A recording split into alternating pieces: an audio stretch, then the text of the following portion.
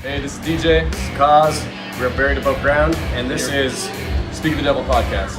Hey, welcome to Speak of the Devil podcast. This is Doyle.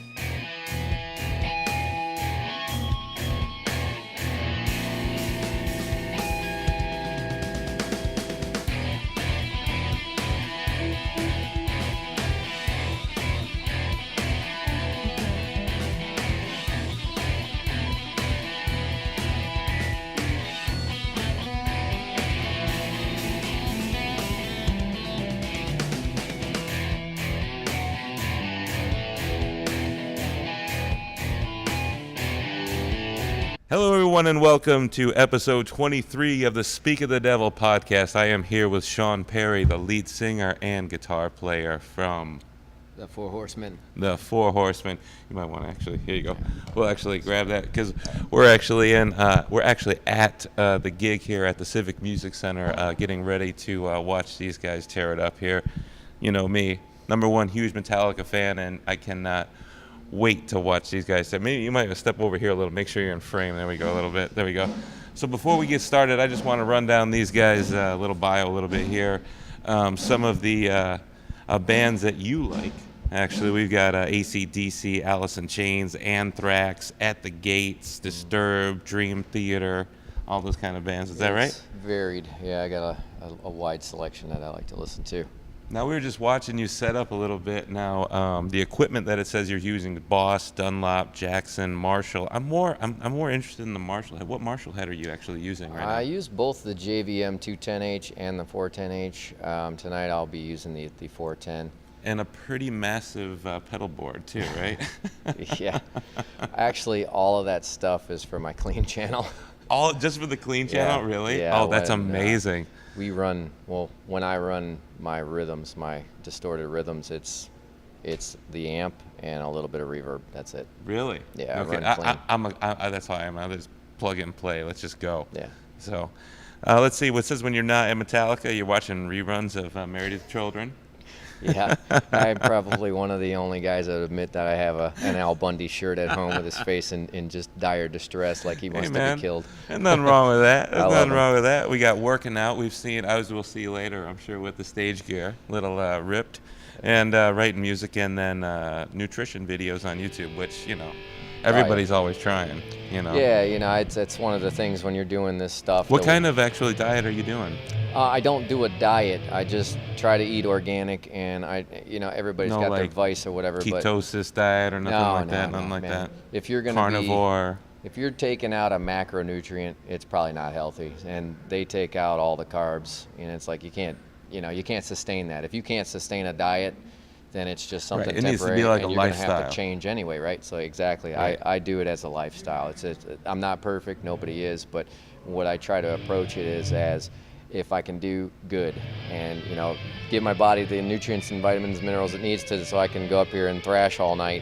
It takes a lot out of you. It really does take a lot out of you. That's why I do go to the gym and work out and whatnot, so I can Right. stay on top of not just playing, but singing and thrashing and giving people a show. Right, and everybody's different too. I mean, one diet for one person doesn't work for another person, and like you said, it needs to be like a lifestyle change. So we're going to fill in the gaps with the rest. So we have the lead guitar player, Mikey, who also likes Sabotage, Symphony X, Megadeth, Metallica. Oh, and that's what we saw before I moved on. You also have another tribute band called Megadeth. Megadeth, yes. When's the last time Megadeth has played? August 25th at House of Blues in Cleveland. Wow, so you've got these both running like simultaneously. Well, that one is, it's not as popular, and I know a lot of people will agree that it's harder to book a Megadeth tribute than it is a Metallica tribute. There's more widespread popularity and that's whatnot. crazy. That's It crazy is. because I drove from Toledo all the way to Grand Rapids, 4 hours by myself to go see these guys because it was at a gig like this where you could see them front row. Nice. You know what I mean? So I don't know. I mean, You're the kind of guys that we need yeah. more of for that. Yeah, band, exactly. because I'm it's the fan minority. Yeah, I'm on the inside. I'm not on the out. So. base.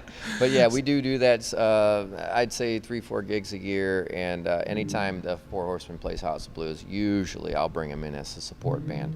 So See, that's why last show. Toledo needs a House of Blues so we can get Megadeth here. Come on, man. We already got the Four Horsemen. We need Megadeth here too. Come on. It's a good show. I actually do Dave Mustaine's voice a lot better than I do James. Really? Everybody tells me that. Yeah, well, James, even James can't do his own voice, though. You know what I mean? It's We're so trying. growly on the albums. It's hard to do live. He has more of that operatic when he does it live. Yeah, we do old school. We do album. We do screaming and everything. And so when So you do people standard come, tuning when are you standard? No, concert tuning? We do E flat. You do E flat. So there's some songs we sing a little higher, and most of them we sing a little lower. Sabbath Truth's a half step higher because that was The one thing, honestly, Yeah. because I watched the gig, the whole thing recently, and that was the only song that stuck out of me that I was like, is that? Yeah, because we go right from one song into Yeah, that song. I saw that, and I was there like, was oh my god! And then I was like, am I losing my mind, or did they play it different? I'm like, okay, they play a little bit, but sometimes you need to make it your own. Yeah, and that's the thing with our live show. Yeah, we try to make it a very unique experience for people. I don't try to look at videos of James and memorize what he says. Right, exactly. We just get do out there your and we thing. thrash our asses Yeah, off. exactly. So then we're moving on to the bass player. We have Matt Atkins, Yeah. who likes Symphony X, Badlands, Adrenaline Mob. Oh my God, Adrenaline Mob! Come on, Mike Portnoy, are you kidding me? Yeah. And then equipment. Wow, Traben basses, huh? And Hartkey, not Ampeg. No, Hartkey. yeah, he likes his hard keys. I think he's got 5 or 6 different. Which is interesting because mostly the Metallica sound is like that Ampeg kind of sound, but actually Well, what he's he nailing uses, it with the Ampeg he's or got the an Hartkey. 11 rack. Oh, okay, yeah, the he 11 goes rack. in I and see. he tweaks each, like almost every song he's changing. Oh, okay. To get to the style, either a Cliff Burton style sounding bass or a Jason Newsted sounding bass. So he's always got his. He's always patching through something. Oh wait a minute, I gotta change this patch to get my Cliff sound. I'm like, all right, yeah, cool. And we are going to have at the end of this, we'll do some highlight clips of their performance later, and then we move on to actually your drummer is Drew Pencock. Ben Cook. Cook. Oh, Ben Cook. I'm sorry. Oh my God, the ink is running here. Excuse me. But he's actually playing Tama drums. So Yes. being very true to, is it actually the jazz? It's not the exact same kit. It's the same style. And he's got the more modern setup that Lars is using right now. Okay. And he just bought his second kick from overseas in the UK from somebody. Oh, no Because kidding. it's such an old kit and it has a bolted paint job, a bolted steel paint job, and he had to have that. Yeah, you got gotta to be match. Yeah, you gotta be So out he's there. got two of those now. Exactly. Yeah, he's a phenomenal drummer. I mean, the dude's just incredible. Perfect. So there you go. That is the rundown of the band. Now I'm going to ask Sean a few questions here. A couple of these, I don't know if he's prepared to actually have some answers to. I think the first one for sure. But when was the first time you heard of or were exposed to Metallica music? First time I was up in my mother's attic drawing some pictures, and this was back in the late 80s. So people were still walking down the middle of the streets with their giant boom boxes on their shoulders. And I heard a song, and I was instantly taken aback, and I ran downstairs. I remember running and screaming to the guy. I'm like, James, come here. What is that? And he goes, it's fucking Metallica. And I'm like, oh, my God. And he was playing Sanitarium, and I didn't know at the time. It was the first song I ever heard was Sanitarium. Yeah. And I'm like, can I borrow your cassette and record it real quick? And he's like, fuck you, get your own. He kept walking, and I was like, okay, great. So I had to go to the store. It took me 3 times to get what album that was, but I ended up buying Injustice for All, Ride to Lightning, and then I finally bought Master of Puppets and found that song. I was like, oh my God. But at that point, it was like, wow, this band is awesome. So Justice was your first exposure? Justice was my first exposure. Now, see, for me, now I'll relay this. See, now I'm as far as a cassette, anyway. As far as a the cassette, first one no, I I'm heard not. was I'm not. Sanitarium. I may look younger, but I'm not too much younger. But my first exposure actually was with the box set with the live Binge and Purge, the live shit. Yes. Now at that time, Metallica was the reputation was almost like Slipknot in the 2000s. They were almost like this, like they're gonna kill you kind of band. They're crazy and they're nuts and they're like psychopaths and all this stuff. And I was like, oh my God, and like you have like cousins getting these box sets, and I'm like, I can't listen to that music. But for me, honestly, it might be maybe cliche, but honestly, the real time that I just really bought hook, line, and sinker, and I know that was the point of it all, was the Behind the Musics. When they did that and they really exposed that, no, these guys are really in it. They're not these devil worshippers. They're music guys. They just love playing music and everything, and then you get exposed to everything. And back when we were kids, it wasn't anything about devil nothing. It was just no, thrash, it was a heavy, false reputation real that was fast. kind of Well, That's all we did. We just analyzed it for what it was, and I don't even know if it was analyzed would be the word when I'm 12 years Exactly. old. But it just grew on us, and it was crazy. Yeah, It's exactly. awesome. Well, I mean, you look at some of the iconic, even on the vest right here, some of the things that they have. They want you to kind of think that, but a lot of times it's so melodic and musical. Oh, yeah. So first experience that was for me. And how many times have you seen Metallica live? I have seen them one time. Only one On time. the Black Album tour, they opened for themselves with the 1.5 years in the Life of Metallica video. Now, does this have anything to do with what we were talking about before we got on the air with not liking the new stuff, or is it just haven't had the opportunity? That was the one. I mean, when I was at that concert, it was incredible. I mean, they were still guttural. James was still spitting and saying motherfucker and all this stuff. He was the James with the spine that I saw, growing up looking at the pictures and getting to see the few video clips that I saw of them back in the day. And I was like, this was incredibly crazy for me. It was at the Richfield Coliseum before they tore it down. Oh, man. And after that, I was in my basement all the time just playing Metallica, AC/DC, Megadeth, anything I could get, and playing and learning it on the guitar. And I just haven't seen them never since? got out to very many concerts at all. I've seen Megadeth maybe 2 or 3 times, so it's not really. Yeah, I've seen Megadeth twice. I've seen Metallica 3 times actually. I've seen them in right when they came back after the Saint Anger album came out or whatever, after his recovery. Then saw him again on the Orion tour in Detroit. Oh yeah. On their concert. Yeah. And then just recently last year. I was thinking about it because I guess they're coming to Cleveland, I think February. Yeah, they are. Supposed to be for coming, the so I was thinking maybe I'd World stop Wired out. Part 2 or 2 kind of the tour or whatever. We were almost thinking maybe we could do like an after party for them at the Yeah, House of no Blues. kidding, right? The House of Blues is right That down would the be street. perfect. That would So, be the perfect setup. that See, was you our- can see him and then fucking do a show. Right.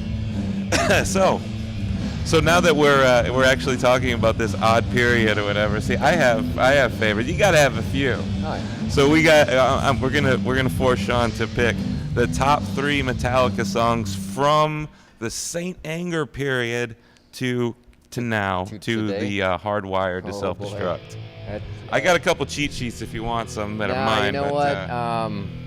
I'll think about this for a second. There's got to be some. Okay, I'll give you mine because I wrote them down. Okay, so Suicide Redemption, which is an instrumental on Death Magnetic. That's a very great instrumental. I love Here Comes Revenge on the new album. It's kind of a sleeper hit with an amazing video. And I think everybody's got to admit the Spit Out the Bone. I like that song. Right? I liked Moth to the Flame. Moth and Flame, yeah. Yeah, and I think I'm going to go a little older and maybe take like King Nothing as my Okay, King third. Nothing from I Load. think that was off the Load or Yeah, Reload that's off album. Load. Yeah, I think that one was. That's That was like one. it was something that I could. It was heavier. Until It Sleeps was. Until was It Sleeps. Decent for me. And I always thought that was a Smashing Pumpkins song for a long time, but it's actually Yeah. Metallica. Okay, so there's 2. And I'll give you one more from that period because, Okay, like I that's said, fine, I'm that's fine, old okay. school. I'm thrash metal. We'll consider the 90s modern. What was that one song? It Ain't My Bitch. Ain't My Bitch. think That's that was off. the other one. That's also off of Load. That's the opener. You so, can see I'm Load. dating myself, and I'm Not showing you guys. necessarily. I Load and I Reload lost are great albums. they're great heavy rock They're blues. albums to me. They're very You know what I bluesy. mean? And it was like, man, where did the thrash go? And Yeah. I was like one of those guys that got left on the lifeboat. But you know and they then were just took adapting off. to the grunge. Yeah, right. You know the grunge movement was I didn't taking understand and, it back and it's then. like, but they were the one band that kind of came out of the thrash and evolved and survived. Yeah, they did. They're still Most playing everybody arenas. else, Yeah. kind of died through that. So it was almost a product of the times, really. It was like Yeah. if we don't make an album like Load, which really was more bluesy than pop. You know, I didn't think it was pop at all, but I mean. you look for at me, an album like Risk from Megadeth. Yeah. That's a different thing. They were trying to go very pop, and it didn't work. And I will defend Dave Mustaine on this. That Risk thing was more of a Marty wanting to go in a different direction. And their producer at the time. Yeah, their and producer I'm was like, pushing it's on. cool, it's fine. But I'll tell you what, that Dystopia album Wow. Well, Grammy Award winning. Wow. I mean, Grammy Award winning. I mean, incredible. What more can you say? Although they did, if you know, did you watch the Grammys though? They actually played Master of Puppets when Yes. they came down. I saw the clip. I didn't watch him, but I saw the clip. It was all over social media. Yeah, they played Master. The house band is playing Master of Puppets while they're walking. I'm sure Dave's just like, are you guys that No, stupid? actually, they talked to Dave after, and he was like, "Dude, I won a Grammy. I could care less." Yeah, and right. I was in Metallica, that's so it's okay. Like, you know, it's not a big deal. So, okay, so we'll move on. We're getting to the nitty gritty here because we're actually going on a little long. We're gonna go a little old school because we actually talk about a couple other topics on the podcast. Top 3 video games can be of any era of all time. Oh man. Well, I'm definitely gonna go with Super Mario Brothers as probably my Number all one? time, because that was my first NES Nintendo system. Which Nintendo Switch Online just released last week, and if you buy that for $20 a year, you get that for free right now. Yeah, and then there's actually, you know what? I'll go backwards even one. I'll get you Asteroids. from Asteroids? Atari. Oh yeah, I mean, you Atari can't- 2600. with when you got the trackball thing going on. Oh my God, you can't get any See, better with than that. And I'm gonna go Gears of War, first one. Oh, Gears of War. oh my God, we're in good Yeah. company right here. We're in good company. I gotta get a variety, you know. Yeah, you know, and it's true because Gears of War was definitely the one that was showed that generation had some groundbreaking. muscle. Yeah. And it was like it Love was the storyline, Oh my everything God, was and great. just mixing all these different elements. Yeah. So I agree. So there we go. So now we go to the next step. Top 3 professional wrestlers of all time. Come on, this guy's got some guns on him. He's cut. You know, he Never can know by my giant He shirt. can appreciate, you know. No, it's good. I actually, you know, what's funny about this is I would have been clueless 2-3 years ago before my wife. She's a huge wrestling fan. Watches it every Monday and Tuesday. I've been to 2 WrestleManias, brother. I've been to one wrestling event. It wasn't in WrestleMania, but it was up in Cleveland last year. So obviously Hulk Hogan. Yes. You know, you have to. I mean, he was I the have first been guy. to WrestleMania 18 where Hulk Hogan fought The Rock. Oh wow. The Rock. I would love to have seen that. And the thing about that match, which, you know, it's all fake, but the thing was, it was like the script was Hogan was supposed to be the bad guy, but he had been gone from wrestling, from WWE So for like long. 9 years. Yeah. So when he came back, the crowd couldn't help but cheer him. And Rock didn't know what to do because he Yeah. was supposed to be the good guy. So we've done it on this podcast. We've seen it before. That's my number 1 match of all time. That's a So good there one. you go. One that I definitely missed. I'm gonna move up a little bit too because I don't want to just stay in the old school because I could name off 3 All right, right away. all right. I'll go Stone Cold Steve Oh Austin. yeah. Woo! Definitely like some of the clips that I've seen of him in the past. And in today's realm, I honestly there's a lot of good ones. They're very good. You know what's amazing is actually as we're doing a podcast, one of my favorite podcasts, actually Steve Austin does a podcast of his own right yeah? now. Yeah, it's the Steve Austin podcast on Podcast One. Shout I out will Steve. smash a beer on my Oh forehead my for God. you. El Segundo, 316 beer, Steve Austin. Yeah. You can only get it out in like California or something, but you know, still. So then number 3 of all time. Number 3, my own personal list. It may not coincide with anybody else, but I think I'm going to go with Roman Reigns right now. Oh, the WWE Universal Champion. Look at this. I like the dude's hair.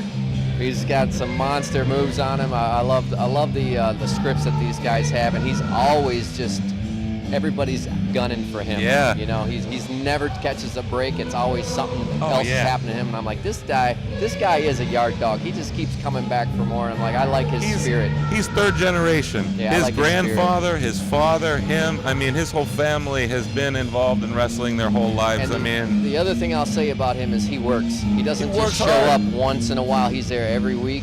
He's doing it. he's down the and guy dirty in that the the pit. fans love to hate. They but might. I don't hate him, but no, yeah, they love to hate. But I'm telling you, Gets mixed he's reviews a good- sometimes. he deserves to be the Universal Champion. So now we will end you. What are the upcoming tour dates that you guys got going on? Upcoming tour dates. We got a bunch of them coming up in November. What's the website that they can check you out? You can go to www.fourhorses.me, like me, fourhorses.me. You can go to our Facebook page, which would be facebook.com/Four Horsemen Metallica Tribute. or just look for the Four Horsemen Metallica tribute from Cleveland, and you'll find us and you'll see our schedule and whatnot. But we've got Ohio, Indiana, Pennsylvania coming up, and Bogart's down in Cincinnati. Sweet. We've got Jurgles over in Warrendale, PA. House of Blues calls us every 6 months, so I mean we need one here, so we can get you down here to get Megadeth down. We're here tonight. Man, come on, I know, but we know we need Megadeth down here too, right? I'll have to talk to management and see what we can do. Yeah, it's that one is like cramming for your final exam in college. Well, yeah, that's like playing lead. That's like playing lead on. Guitar for rhythm guitar. Exactly. You know, and the singing rhythms are over top leads. of it, Yeah, the yes. rhythms are leads. It's like, come on, Dave, this ain't fair. I love it. I love it. It was such a challenge, but yeah, we love doing that. Band. Well, there you go. Thank you, Sean. I appreciate it. Very and there welcome. you guys go. That is episode 23 of the Speak of the Devil podcast. We will see you next time.